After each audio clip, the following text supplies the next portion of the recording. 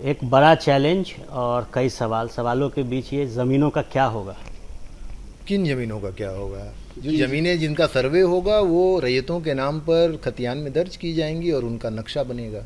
दो ज़मीन जो हमेशा चर्चा में रहती है, एक गैर मजरूआ आम और एक गैर मजरूआ मालिक। तो आम पे लोग कहते हैं सरकार का, मालिक कैसे प्रूफ करेंगे, कौन से कागजात हैं जो देने होंगे? कागजात जैसा कि सभी को पता है, गैर मजरूआ आम और ख़ास ये हैं तो सरकारी नेचर की, लेकिन ये ज़मीनें अलग अलग योजनाओं में आम लोगों को सेटल भी होती हैं जो उस कैटेगरी में आते हैं। तो अगर इन ज़मीनों पे ऐसे किसी व्यक्ति का कब्जा है जिनको सरकार ने सेटल किया है, उन्होंने अपना घर बनाया है, तो निश्चित रूप से ये उनके नाम से खतियान में दर्ज होंगी। लेकिन अगर ऐसी स्थिति आएगी कि आपके पास कोई भी पेपर नहीं है और ज़मीन जो है वो सरकारी है, गैर मजरूआ आम है, तो उस संबंध में फिर खतियान में नाम दर्ज किया जाना संभव नहीं हो पाएगा। एक सवाल बनता है कि इस सर्वे का फ़ायदा कितना होगा? इस सर्वे का फ़ायदा सबसे बड़ा तो ये होगा कि रिकॉर्ड अपडेट होंगे। अभी आपको पता होगा कि खतियान के बाद जो जमाबंदियां हैं वो तो अद्यतन होती हैं दाखिल खारिज के माध्यम से, लेकिन नक्शा अद्यतन नहीं होता है। नक्शा आज भी हमारा या तो कैडेस्ट्रल सर्वे के समय का है या रिविजनल सर्वे के समय का है। तो अभी एक सबसे बड़ा काम होगा कि जो प्लॉट है, नक्शा है, वो आज के हिसाब से अद्यतन हो जाएगा, उसका अद्यतन खतियान बन जाएगा।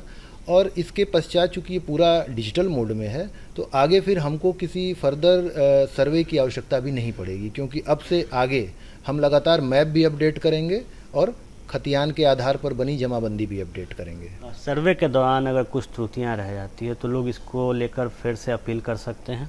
निश्चित रूप से सर्वे की प्रक्रिया के दौरान ही 3 मौके हैं अपील करने के, और उसके बाद भी अगर कोई अपील करना चाहता है तो Bihar land tribunal, civil court और माननीय उच्च न्यायालय, ये सारे फोरम भी मौजूद हैं। उसके जो लोग देश में नहीं हैं, राज्य में नहीं हैं, वो लोग क्या कर सकते हैं इस सर्वे में अपनी हिस्सेदारी दर्ज करने के लिए?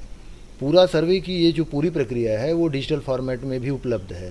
तो स्वघोषणा से लेकर के आपत्ति दाखिल करने की प्रक्रिया और सारे जो प्रकाशन है, draft publication, final publication, map, खतियान, सब कुछ देखना, ये सारा कुछ ऑनलाइन उपलब्ध है। जो लोग लंबे वक्त से किसी ज़मीन पे कब्जा करके रह रहे हैं, 30 साल, 40 साल, 50 साल, उनके पास कुछ कागज़े हैं, कुछ कागज़े नहीं, उनके लिए क्या प्रावधान रहेगा?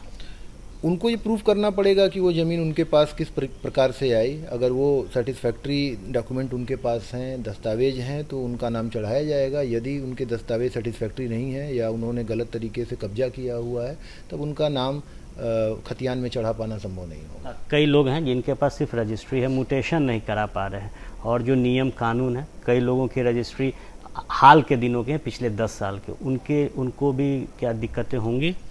नहीं, अगर आपके पास दस्तावेज हैं, जेन्युइन दस्तावेज हैं, जैसे आपने रजिस्ट्री ही कराई है, लेकिन अगर वो ज़मीन पहले से जिस व्यक्ति के नाम से है वो खतियान में दर्ज है, या खतियान के जो रैयत हैं उनका वंशज है, उसके माध्यम से आपने ख़रीद किया है, आपने ये रिलेशन इस्टेब्लिश कर लिया कि हमने जिससे ख़रीदा है वो ज़मीन उसी की थी, तो आपका नाम चढ़ जाएगा।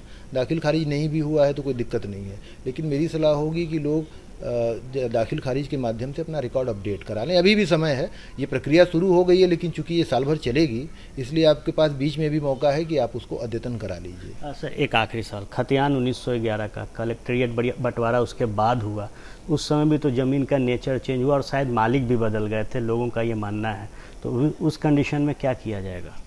नहीं, मालिक बदल गए थे, लेकिन आपको रिलेशन तो इस्टेब्लिश करना पड़ेगा। किसी ज़मीन पर आज आप हैं तो या तो आपको वंशानुगत तरीके से वो ज़मीन मिली है, आपके ही वंश के लोग उस ज़मीन पर सैकड़ों सालों से रहते आए हैं, या फिर आपने खरीदी है ज़मीन, तो आपने जिससे खरीदी है वो उन्हीं लोगों के वंशज हैं जिनका नाम खतियान में है, तो भी कोई दिक्कत नहीं है।